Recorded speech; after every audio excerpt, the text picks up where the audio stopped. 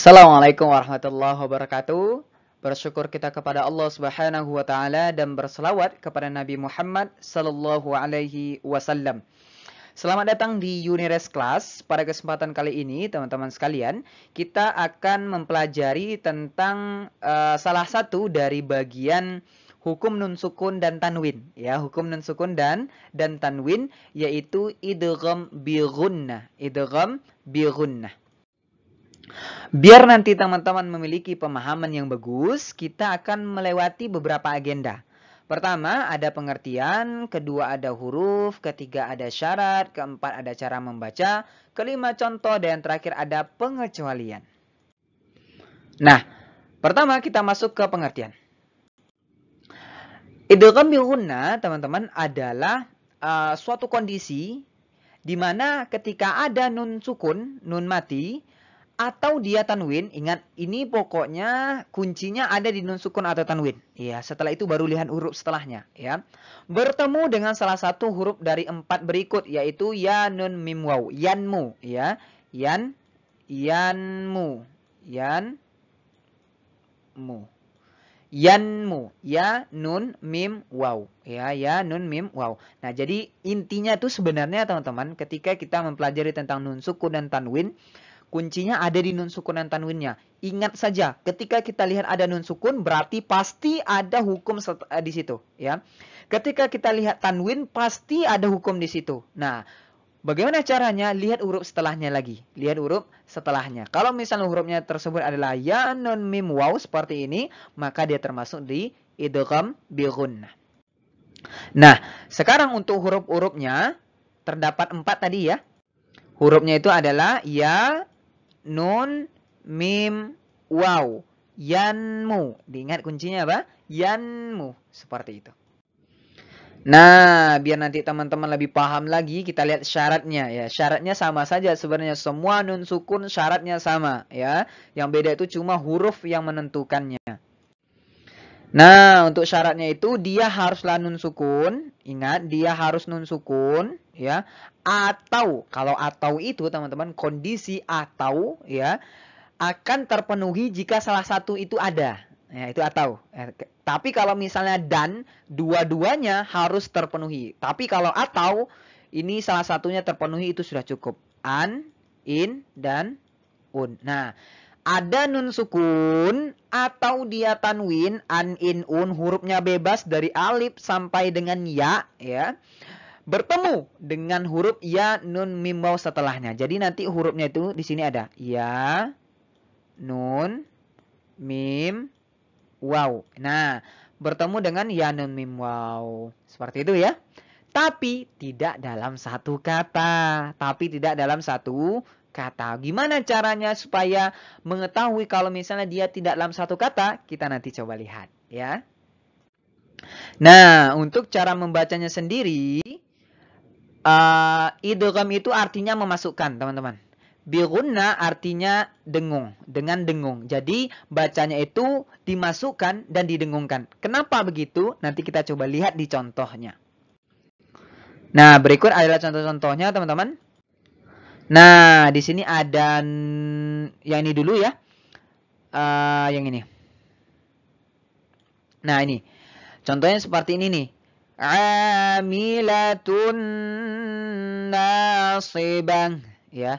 Di sini kita bisa lihat ada yang namanya tanwin, ya, tun. Tun di sini apa? Tanwin, ya. Lihat huruf setelahnya.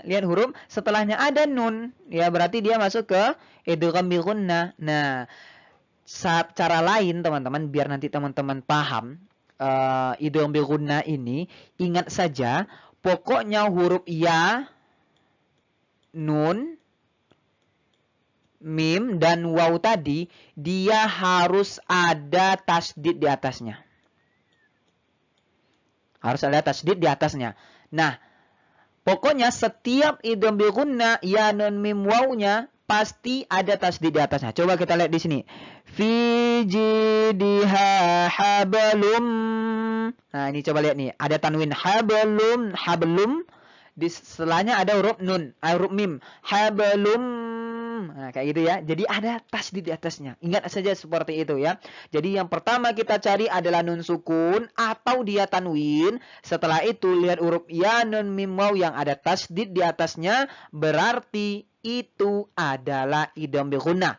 Tidak perlu teman-teman tahu terlebih dahulu apakah dia dalam satu kata atau beda kata. Ingat saja dia pasti ada tasdid di atasnya dan itu pasti adalah idgham bi gunnah ya. Contoh di sini nih. Nah, ini nih. Inna fa'ati ada nun sukun. Ya, kan kondisinya ada dua. Kalau nggak nun sukun berarti dia harus tanwin. Di sini kondisinya apa? Nun sukun. Lihat huruf setelahnya apa? Huruf nun. Nah, berarti dia masuk ke sini.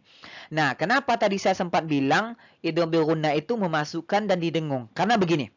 Contohnya di sini nih. Saya contohkan di sini famay ya'mal. Famay ya'mal. Kenapa dia dikatakan dimasukkan? Karena dari nun ini masuknya ke ya. Jadi nunnya nggak dibaca lagi. Ya, makanya dia dibilang apa? Dimasukkan. Famai. Nah, kayak gitu. Jadi nunnya tidak dibaca lagi. Jadi dia masukkan langsung ke dalam huruf ya. Famai. Nah, kayak gitu. Dan kenapa dia dikatakan berdengung? Karena kita tahan. Ya, karena kita tahan. Makanya dia berdengung. Famai ya. Famai ya. Kayak gitu. Tapi kalau misalnya kita tidak tahan, maka dia tidak akan berdengung. Famay ya'mal. Nah, itu nggak ada dengungnya. Tapi kalau misalnya kita tahan, famay ya'mal. Seperti itu. Jadi dia dimasukkan dan ditahan. Seperti itu ya teman-teman ya. Ingat, pertama dia harus ada kondisi nun sukun atau tanwin. Boleh salah satunya. Setelah nun sukun atau tanwin ini, lihat huruf setelahnya.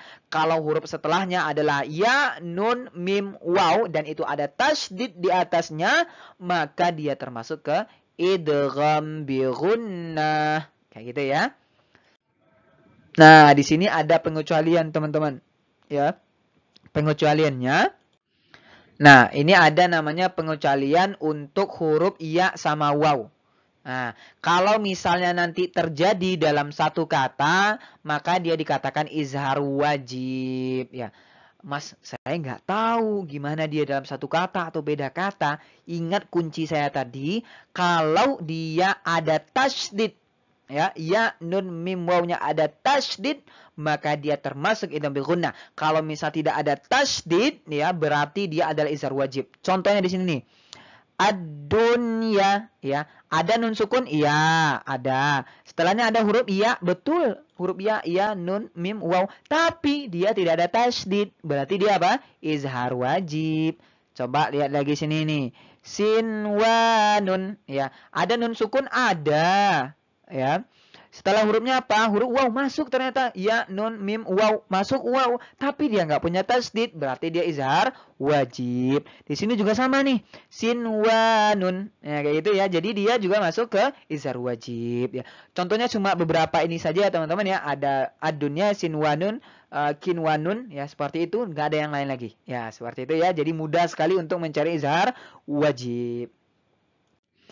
Terima kasih teman-teman atas waktunya. Mohon maaf atas segala kekurangan. Bertemu lagi di materi yang selanjutnya. Semoga bisa dipahami. Wassalamualaikum warahmatullahi wabarakatuh.